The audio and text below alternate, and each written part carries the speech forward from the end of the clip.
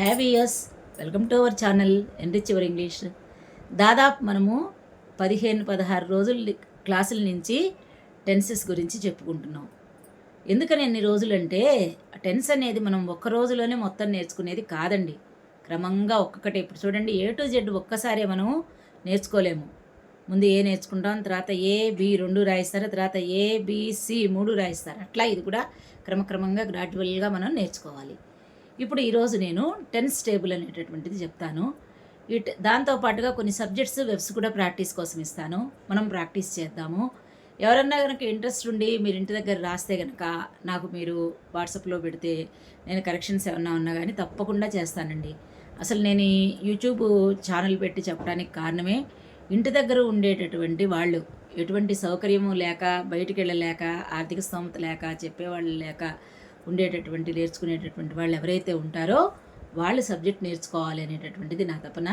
మీరు ఖచ్చితంగా మీకు తీరికన్న టైంలో చూసుకొని ఛానల్లో మీరు కనుక ప్రాక్టీస్ చేసి మీ హోంవర్క్ని కనుక నా వాట్సాప్ నెంబర్కి మీరు పెడితే దీంట్లో తప్పకుండా దానిలో ఏమైనా కరెక్షన్స్ ఉంటే కనుక నేను మీకు చేస్తానండి. లేదు నాకు కాల్ చేసి అడిగినా కానీ ఖచ్చితంగా చెప్తాను, మెసేజ్ పెట్టినా కానీ దానికి రిప్లై ఇస్తాను. సో ఈరోజు మనము టెన్స్ టేబుల్ వేసుకుందాం.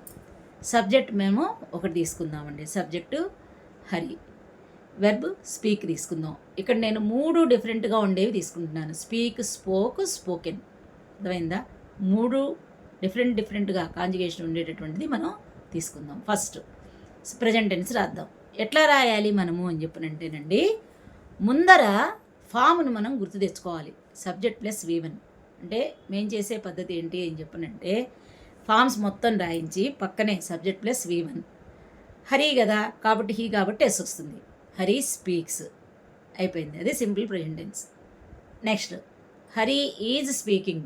బ్రాకెట్లో ఏముండాలి? Subject plus present be form plus ing form. అది రాసుకోవాలి. అది రాసుకుంటూ కనుక ఒక 2-3 వెబ్స్ ప్రాక్టీస్ చేస్తే తర్వాత మనం రాయకుండానే, ఫామ్ రాయకుండానే మనం డైరెక్ట్గా రాసేస్తాం. Hari is speaking present continuous. తర్వాత థర్డ్ది హరి హ్యాజ్ స్పోకెన్ అంటే ఇక్కడ ఏంటి form? Subject plus has or have plus V3.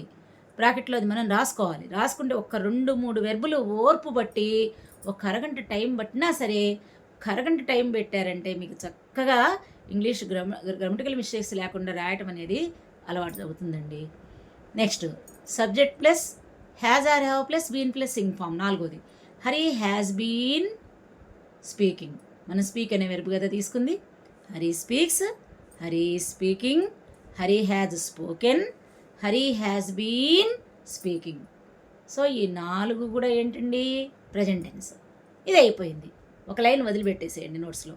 Next కింద line past tense. Past tense first simple past tense. Subject plus V2 Hari spoke. తర్వాత Hari was speaking. Subject plus past be form plus ing form. తర్వాత Hari had spoken. Subject plus had plus V3.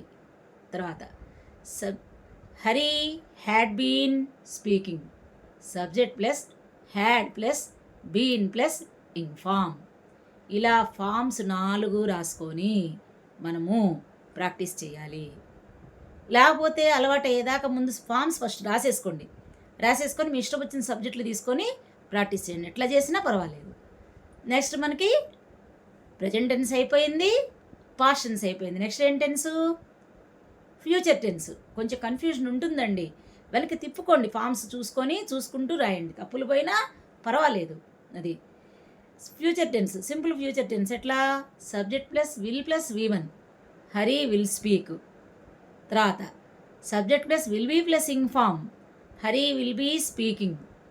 తర్వాత subject plus will plus have plus V3 Hari will have spoken. తర్వాత subject plus will have been plus ing form Hari will have been speaking. అది ఇలా మనం వరుసగా రాసుకొని మనము form రాసుకొని ప్రాక్టీస్ చేస్తే చాలా చక్కగా తప్పు లేకుండా రావడానికి అవకాశము ఉంటుంది.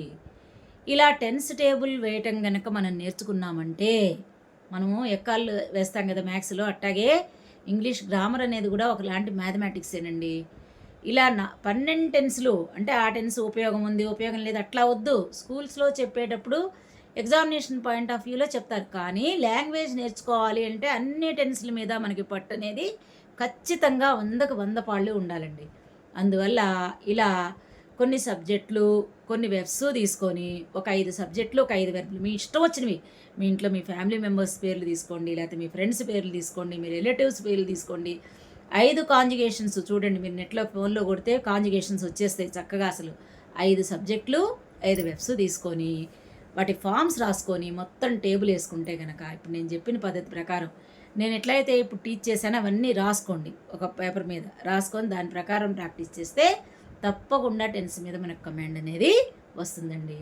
టెన్సెస్ చాప్టర్ కనుక వస్తే మిగతా చాప్టర్స్ అన్నీ చాలా ఈజీగా మనం చెప్పుకోవచ్చు. మీకు ఏమైనా నేను చెప్పే పాఠాలు అర్థమవుతున్నాయా? మరి మీకు బాగా కనుక ఉపయోగకరంగా ఉంటే నన్ను ఎంకరేజ్ చేయండి. ఇంకా కొన్ని చాప్టర్స్ కూడా తీసుకొని నేను చెప్పాలి. నా మోటివ్ ఒక్కటే, ఇంట్లో ఉండి ఆర్థిక స్తోమత లేనటువంటి వాళ్ళు, బయటికి వెళ్ళడానికి వీలు లేనటువంటి వాళ్ళు, ఎస్పెషల్లీ ఉమెన్ ఈ రోజుల్లో ఎవరి దగ్గరికి వెళ్ళి అడగాలంటే భయం, డబ్బులు లేకపోవటం ఒకటి కారణం కావచ్చు, టైం లేకపోవటం కారణం కావచ్చు. అదే వీడియోల రూపంలో కనుక పెడితే మీకు టైం ఉన్నప్పుడు మీరు నేర్చుకుంటారు, ఇంగ్లీష్లో నాలెడ్జ్ తెచ్చుకుంటారు అని చెప్పినటువంటి ఉన్నతమైనటువంటి ఆశయంతో నేను ఈ క్లాసెస్ కండక్ట్ చేస్తున్నానండి. దయచేసి మీరు తప్పకుండా ఎంకరేజ్ చేయండి. Please like, share and subscribe. మీరు హోంవర్క్ రాసి ఏదన్నా వాక్యాలు కనుక పెడితే తప్పకుండా నేను రిప్లై ఇస్తాను, కరెక్ట్ చేస్తాను. అట్లే ఉంటాయి. ధన్యవాదాలు.